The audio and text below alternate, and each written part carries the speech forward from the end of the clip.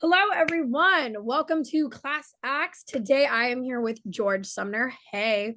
Hey, thanks for having me. Yeah, thanks for coming on. I'm just so excited to talk about all of your recent work. You've got the Hunger Games movie that just came out. I mean, I loved watching you in Sex Education. You've got This Town coming out. There's some other new stuff. You've just been booked and busy, dude. Yeah. And busy.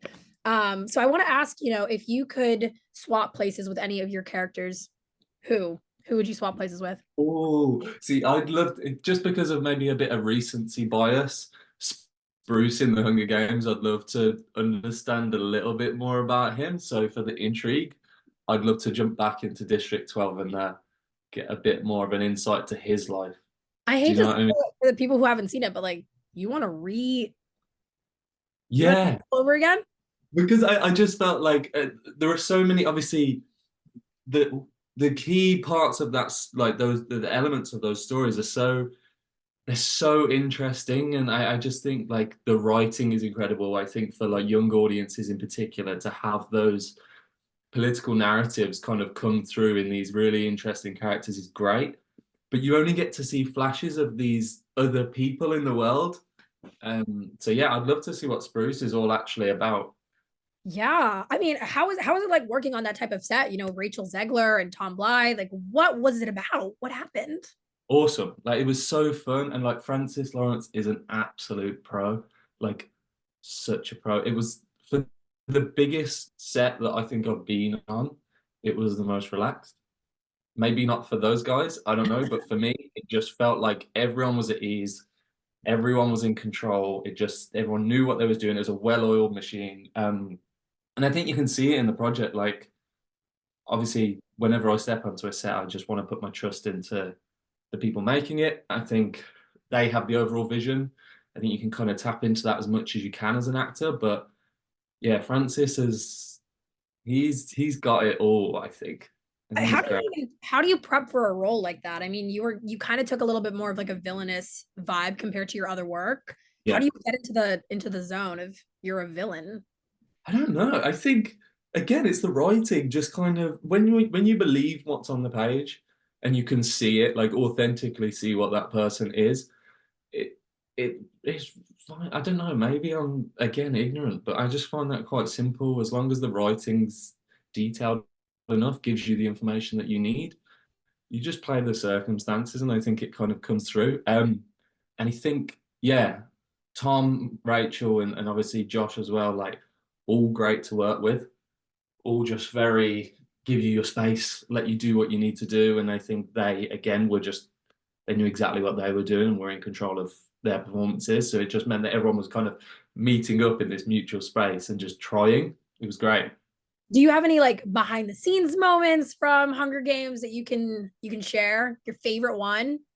Um, I mean, rehearsing for the hanging was quite an experience.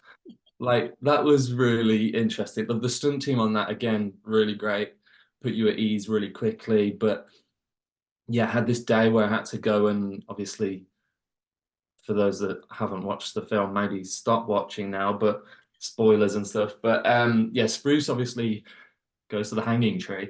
And we had to, go through what that process was, and they needed to make sure that I was comfortable with everything. But I was the first to try it, I think, like the rehearsal of it. So I watched a stunt guy do it, and they was like, right, who wants to do it? And I was like, um, I think I was the only boy there. So I was like, right, okay, well, I feel like I need to be the person to step up here, but I really don't want to. But I did, and I was kind of stood on this box, and they pull the box away from you, and it's a fake kind of, I guess some sort of stunt rope. Um, and I was literally the first couple of seconds, I was like, this isn't gonna work, this isn't gonna work, this isn't gonna work. But it was fine. I'm here to tell the story. It was fine. No, I'm so glad you made it out from the stunt hanging. That's Yeah, crazy. Have yeah, it you was done good. other stunts like this in your past work? Nothing like that. I think I get killed quite a lot.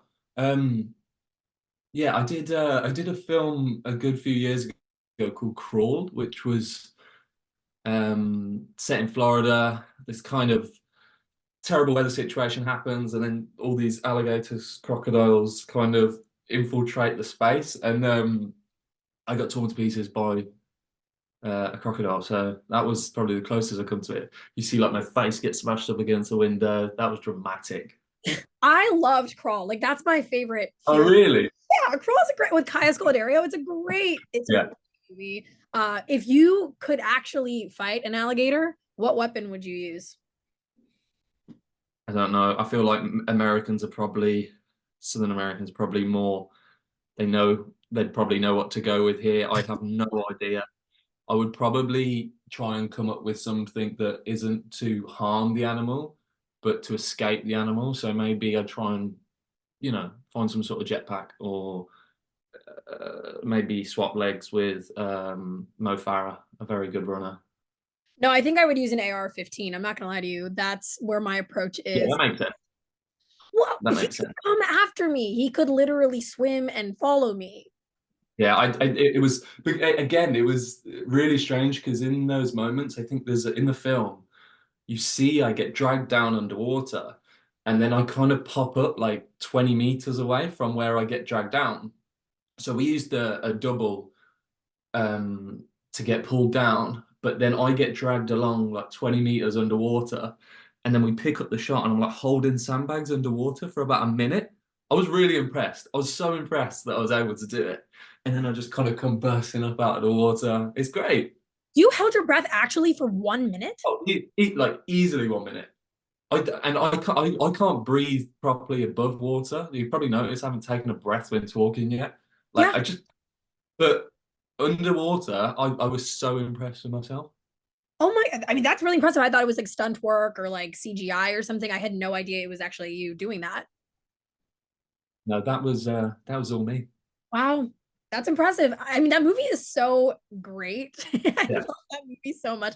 What was it like working with Kaya Scodelario? Yeah, so I mean, again, it's a weird one because I think I only met Kaya on the one day because my stuff was very much with Anson and Amy. We have the bit where we kind of turn up and it all goes south quite quickly for us. But yeah, that was great. Anson and I were on hold for about a week, so we just spent all the time. We shot it in Serbia, I think, in studios in Serbia, and we were just like confined to the hotel for about a week and a half whilst we was on hold. So we just sat by the pool all day. It's a real taste of Hollywood that was.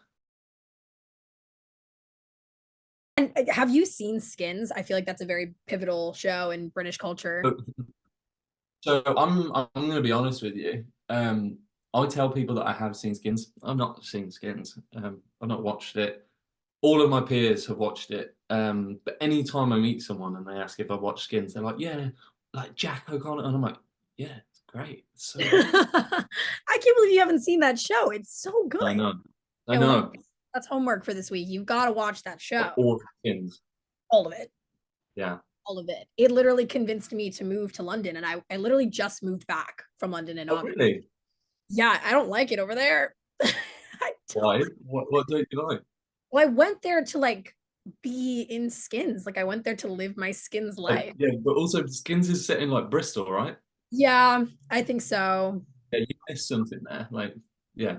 Also, I was just expecting to like meet like a Hugh Grant-esque person and like, I'm Yeah. very stereotypical American in that way. I really expected a lot of the stereotypes to come true, and it so wasn't. You guys spend a lot of time in pubs, like all day.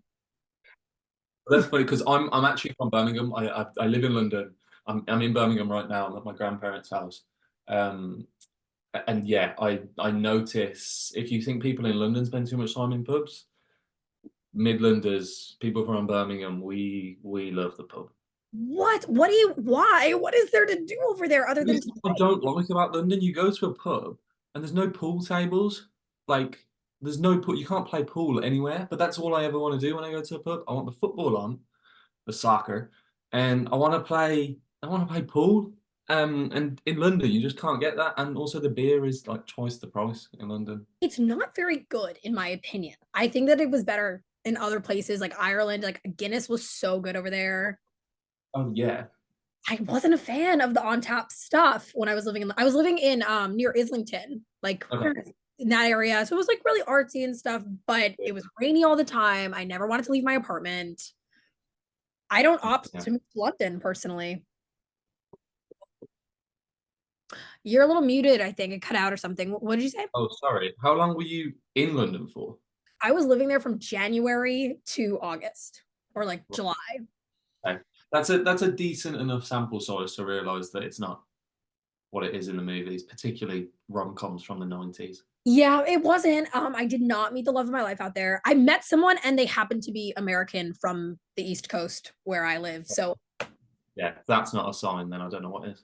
but I mean, what do you like to do in London? Like, are there really cool places? Did I just miss out? I have no idea. I feel like my socializing in London has been so limited. There is nothing off the top of my head. All I do when I go into town, into central London, is just go to Soho, go to a meeting, or go to the cinema. Um, Shoreditch, yeah, like I'd go over there and play football in like East London, and just yeah, I'm really stereotypical actor when I go into town. Really, I just do like the meetings and hang out at Soho House. Yeah, it's not very interesting. I mean, the one thing I miss is I miss Waitrose. I miss Iceland. Like those are the places I miss. Really, Yes, really, the food was yeah. just Waitrose, there. yeah, yeah. I don't know. But out of all of the places that you've had to travel for film, what is your favorite place that you've been? Oh, Budapest. Yeah, you guys do a lot of work in Budapest. Oh my What God, Budapest. Budapest is it's the best. really? Um, yeah, it's just so good. I think it's different when you're obviously on a job because a lot of the time you do get treated really well. Like you wouldn't be able to afford the life that you have outside of work when you're in work. Do you know what I mean? Like, I mean, maybe some actors could, but I definitely can't. And you just get treated really well, so you get a really good taste of the city. But every time I've been to Budapest, it's just great. It always has something going on. And I was there shooting the Killers game last year, and was there for about 6 weeks during the summer. The weather was perfect. There was like the Formula One was on when I was there. They had like the international. It's not like the Olympics, but like a similar Olympic event, like national championships. Um, and that city's just buzzing all the time. I'm trying to think of anywhere else that I've been with work. Not so much. I'd like to put Serbia on the list, but I don't have as fond of memories as Budapest. I mean, is there a place that you would like to go and travel to do a movie? Um, I haven't shot anything in Canada. I went out to Canada for a fitting, but I've not done anything in Canada like shooting there. I'd love to. I've got a friend out in Vancouver as well, so it would be good to kind of get to do that side of Canada. But you know, the typical Toronto. I've been to Montreal and I loved it there. I don't know what it was. I just really had a nice feeling with it. Um, but saying that, going back, we were shooting in Germany for the Hunger Games, and we stayed in like I thought I was going to be in Berlin the whole time, but we was in Dusseldorf. That's a great city. So Really? good. Yeah. What did you We do? had so much fun. It was just like every night we'd go out for meals because there was obviously you've got all the tributes and the mentors and stuff in the Hunger Games. We didn't get to obviously shoot any scenes with those guys, so they very much had a pack, and they did a load of stuff together when they were shooting together. And then we kind of had our time. Like we had a really nice, like at least a 3 week period together where it was all like District 12 people. So like Honor, who plays Barb, Izzy, Dakota, like we just had a really nice kind of friendship kind of going on. There was a big group of us. It was really nice, and Carl and Scott, and it was just every night, yeah, we'd go for food. It was just great. I wasn't expecting it. And Germany's like a clean version of England. Really? Good. Okay. Well, you've convinced me to move to Germany now. Yeah, that's your next stop. Absolutely. I mean, anything would be better than England, in my opinion. I'm very anti-England. I'm sorry. That's I fine. I feel the same way. like, but I did like Fashion Week out there. I think that the Fashion Week was really cool when I went Yeah. out there for that. Have you been? Did you do it? No, no, but that's not. I mean, I would do it, but it's just not real life, is it? You can't really Mm-mm. take that as your sample size. Yeah, yeah, but that's what I love about it. I'm like, just let me step into the fantasy for like one Yeah, week. yeah, yeah. And it was really cool. I mean, I think they just wrapped London Fashion Week Oh, today. Or really? You're out of the loop, dude. Come So, on. but all I'm focusing on is that it's the BAFTAs tonight, and all I'm hoping for is that my friend Mia picks up her BAFTA for Rising Star. Like I'm absolutely proud. I'm pretty sure we find out slightly earlier as well. So I've just got like my phone next to me, waiting to know if she's won it or not. I really hope she does. She really deserves it. I don't know if you've seen How to Have Sex. No, I have not, but I've been hearing about like really good things about that show. It's a Oh show, yeah, right? you need to.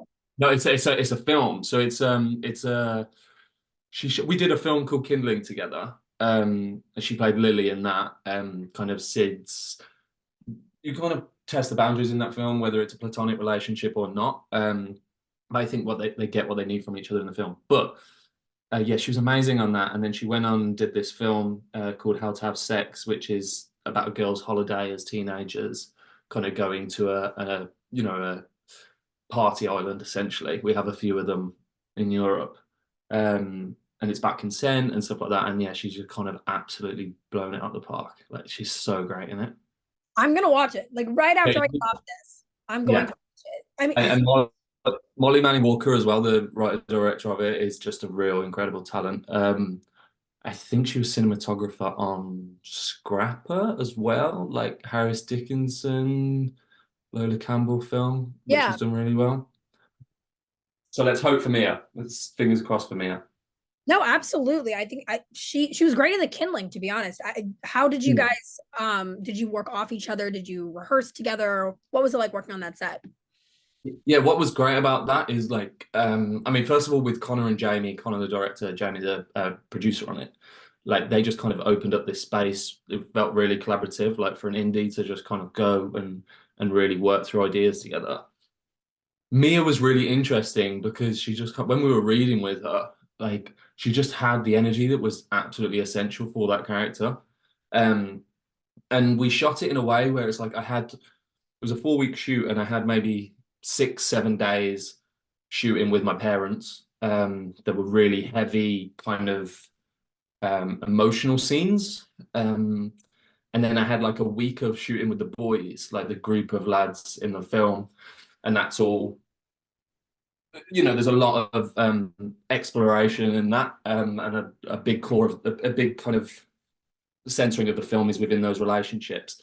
And then I had this really great short kind of bites of time with Mia where she'd just kind of come in and the energy just goes through the roof, like her energy that she brings as a person, but also what the character of Lily brings to Sid's life is just, it was so needed, like because those days were heavy, and there was so much lightheartedness in what she brought. So it was great having her.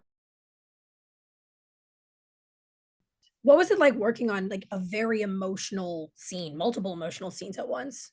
Yeah, draining. And I think it was interesting for me because I've never been interested in um, playing like a lead role.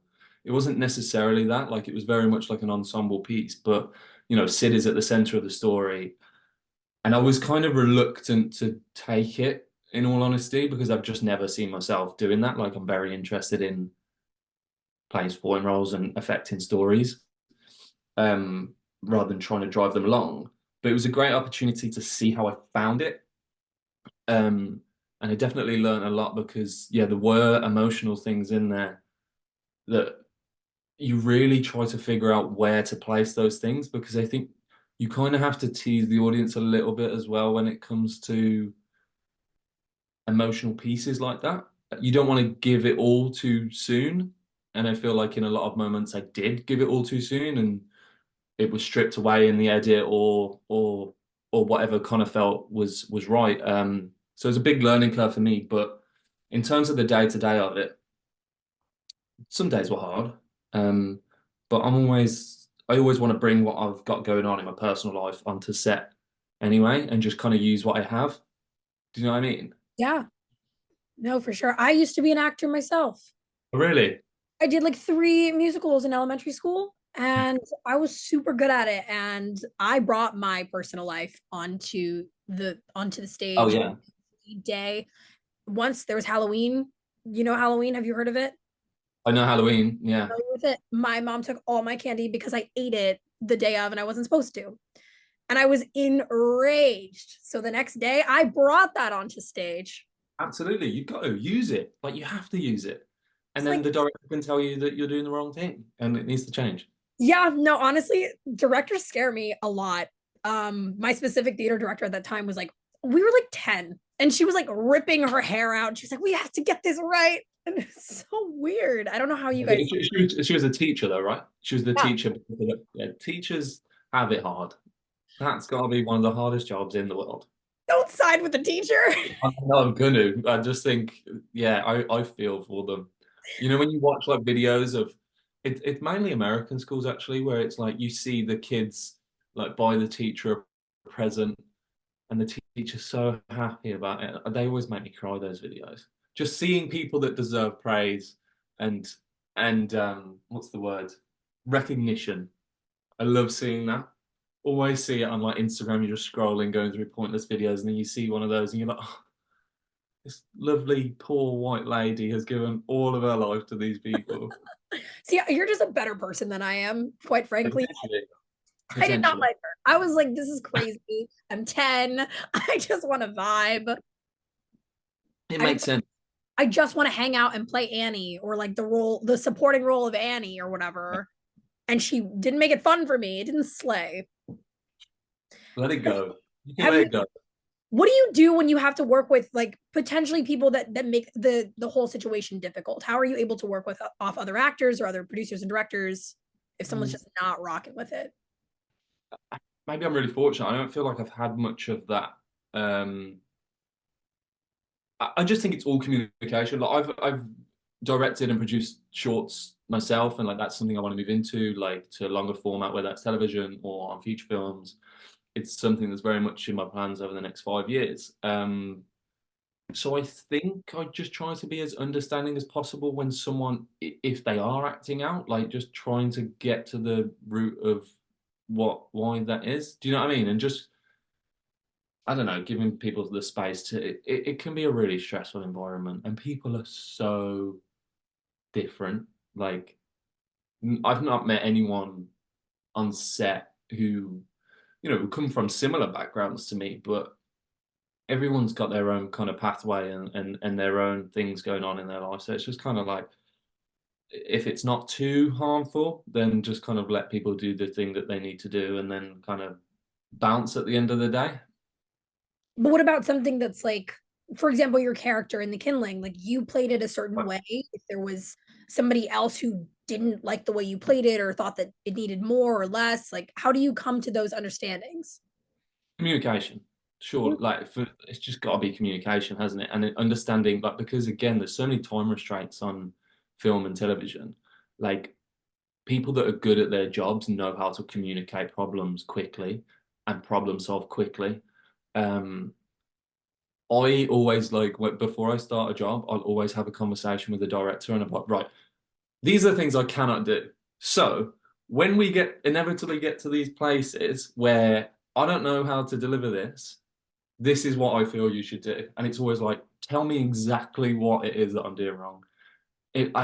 What I can't deal with is like a director or a creative coming into a space and really trying to put the bells and whistles on a note. Like, do you know what I mean? Like really trying to get all of the information in as much as they can and kind of surround the idea, but expect you to find it. I just think just come in and just I have a very limited skill set. Just come in and tell me what it is that you need. Do you know what Yeah. I mean? No, it's pretty fair. Communication, like that's all it is.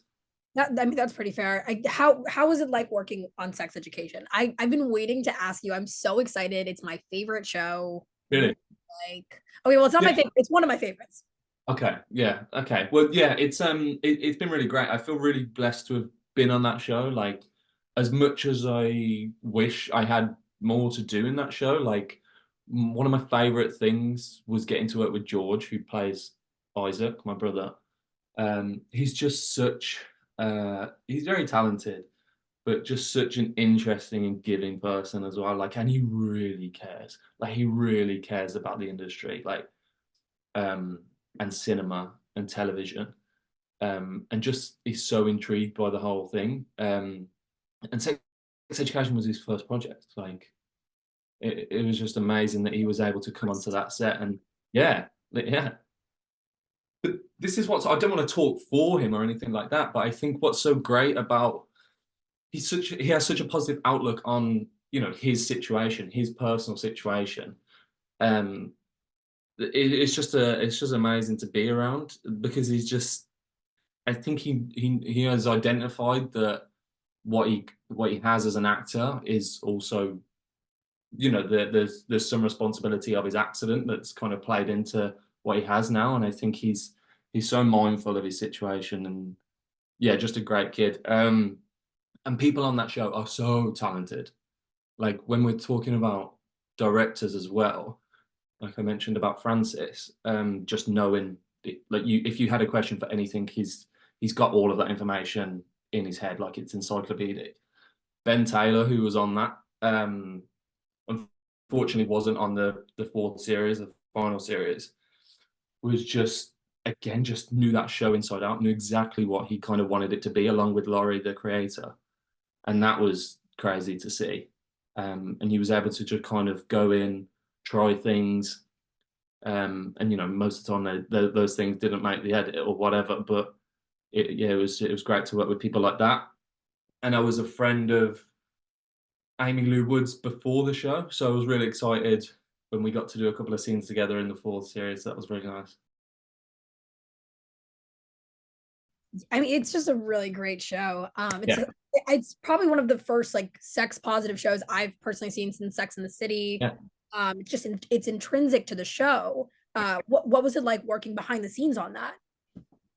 Yeah, I think again, having people that have completely different stories and backgrounds to bring to a project is so great. Like having that diversity, and we're always trying to fight for it. Like within this industry, we're always trying to, or it feels like we're always trying to get different types of people through the door, because the more that we do that, the richer the stories become. And I think on that show, you do have so many different voices, and I think there's no surprise that it had the success that it had. Do you know what I mean? No, absolutely. It was just, I mean, as soon as I saw that Asa Butterfield was going to be in it, I knew it was going to be a Yeah. success. He was half the reason I moved to London to find him. Try to find Asa. I was like looking everywhere. I mean, when I was like 10 was a pivotal age for me, clearly. I had a huge crush on him, and I had From pictures of what? him in my From like treehouse. where was the crush from? Ender's Game. Oh, okay. All right. I mean, it's like not a great, but I had like pictures of him, and my friend and I used to like talk about him all the time, watch all of his interviews from when he was like 16 years old. Well, you'll be happy to know that he is a really great person. Really great person. It's a shame that you didn't find him, or haven't found him yet. But yeah, he's just my limited interactions that I had with him, again, because I didn't get to work with him. Like anytime that we got to see each other outside, like yeah, super nice kid. Yeah, and even like working with Maeve Wiley's, that whole character, like how was it like, working with each other? Was there any really in-depth scene work that you guys got to do together? Oh no, not necessarily for me. More so George would have had, but again, Emma's just great, and I just think it's crazy to have seen as much as I came in the second series, so the kind of what felt like overnight success and fame that those guys had off the back of that first series had kind of happened. Like you still got to see so much growth from that second season up until now. And they're just deserving of it. I can't see anyone in that show who didn't deserve, all the things that are coming out now. Like Amy she just got booked on White Lotus and stuff like that, and it's so deserved. Like, That's another show I'm so excited about, and like the show is coming out this year. I am so excited about, you know. And speaking of this town, what can you tell me? What can you tell me? I don't know. I don't know what I can tell you, other than this is the first project that I've worked on that is set where I grew up. So that was amazing for me. I've been working for like 10, 11 years, and this was the first job that I've come back to Birmingham for. And again, a Stephen Knight project, obviously after the success of Peaky Blinders and what that show's kind of done. I know it's really popular out in the States, and all over the world. I think this is a really great follow-up, as much as it's not the same world. Like this is another love letter to Birmingham, like a period of time that's like really pivotal and really changes the course of how things were in the not so distant past. Like this is set in the late 70s, early 80s, really touches on like ska music, You bit tell of football music. hooliganism. Yeah, so it's awesome. And I think the young leads in it, Levi, Jordan, Ben, and Eve, I think they're going to really bring something unique and different to it. And then you've Levi got a really Miller? nice. Say again? Levi Miller? No, no, no, no. It's yeah. Levi is Levi Brown. I think he's a new graduate. I don't want to say that this is his first job because I think he has done some TV work before this. But this is definitely his first lead. That's so Yeah, exciting. That is so sick. it's an amazing role to take on as well. Like they're really cool characters. When does the show come out? I believe it will be March. There's no transmission date yet, but yeah, I imagine I thought it was going to be like January. Nothing's been locked in yet, but my assumption is going to be like March, April potentially. I suppose you'll just have to kind of keep an eye on that. If you could say one thing to everybody that's watching this town or going to watch this town to like convince them to get their hooks into it, what would you say? Oh God. Sorry, that was a lot of pressure. Oh, so much pressure. It's hard, particularly for like Americans trying to understand what British culture is like, and particularly like people from the Midlands, like Birmingham and Coventry. Um, this is hard. You're gonna have to rain check me on that. I think the music is gonna be the thing. I'm just trying to limit it into one word. The music is gonna be a thing that ties it all together, and I think there's gonna be a huge um is Renaissance the right word? Like, but like of that era, like having all of that kind of two-tone music come through, that ska music, I think that's going to be the thing that is amazing. So I would definitely watch it for that alone. Um, but there's some amazing stuff in there as well. Like the performances look incredible from what I've seen.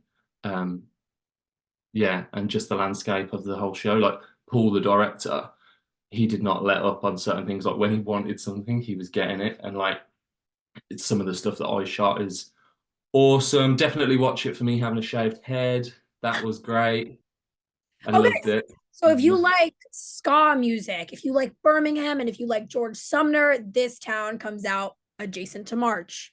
Yeah, potentially. But yes, you have to watch it. It will be awesome. Like it will be really, really fun. Um, one of my favorite jobs that I've worked on so far. Wow. Okay. Easily. You're Easily. one of your favorites. Okay. Well, I mean, thank you so much for chatting with us. I mean, the time is literally running out, and I'm like That's looking all right. but thank you so much. This town comes out next month, and I'm so excited. Thank you so much, George, for being here. You're such a class act, No, George. thank you. Thank you for having me. It's been really fun. And we will see you guys later.